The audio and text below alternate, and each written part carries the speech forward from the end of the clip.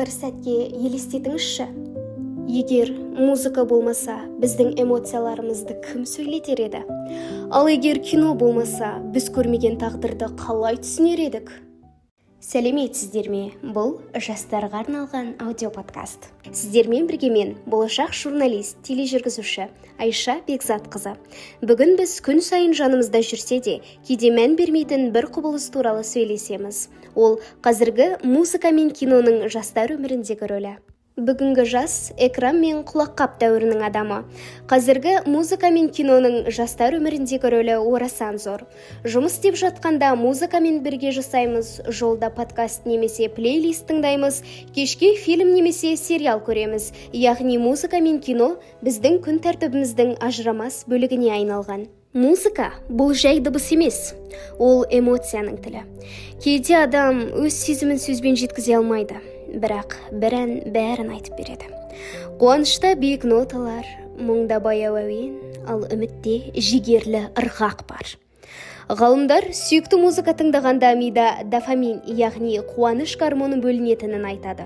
Сондықтан музыка бізді тыныштандырады, жігерлендіреді, кейде тіпті жалғыздық сезімінен құтқарады. Сол себепті көптеген жастар өздерін түсінетін адам таппағанда музыкаға жүгінеді. Әндер біздің өміріміздің саундтрегі. Бір әуенді естігенде балалық шақ еске түседі, бір ән алғашқы жеңісті немесе алғашқы көңіл қалуды еске салады. Демек, музыка тек дыбыс емес, ол естелік сақтаушы. Ал кино ше?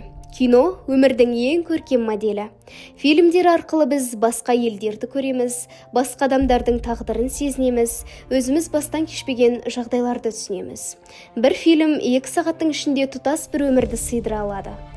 Кейіпкерлердің қателігін көріп сабақ аламыз, жеңісін көріп шабыттанамыз, қайғысын көріп жанашырлық сезінеміз. Осылайша кино бізді эмоционалды әрі рухани тұрғыдан тәрбиелейді.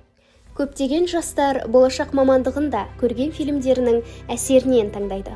Біреу дәрігер болуды армандайды, біреуі әскери қызметті, ал енді бірі журналист болғысы келеді. Демек, экрандағы оқиға кейде нақты өмір жолын әсер ететін күш. Музыка мен кино бүкіл әлем жастарын біріктіретін ортақ тіл. Бір ән немесе бір фильм түрлі елдегі, түрлі мәдениеттегі адамдарды бір сезімге бөлей алады. Бұл мәдениеттің шекара танымайтынын дәлелдейді. Алайда, кез келген күш сияқты музыка мен киноның ықпалы да екі жақты.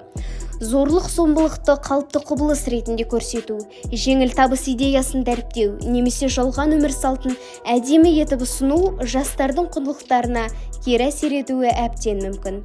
Сондықтан ең маңыздысы саналы таңдау. Біз не тыңдаймыз, соған ұқсай бастаймыз. Біз не көреміз, соған сенуге бейім боламыз. Әр тыңдалған ән ішкі сезімімізге әсер ететін сигнал.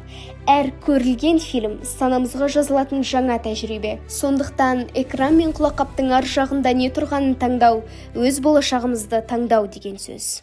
Саналы музыка мен кино саналы ұрпақ қалыптастырады, ал саналы ұрпақ жарқын болашақтың кепілі.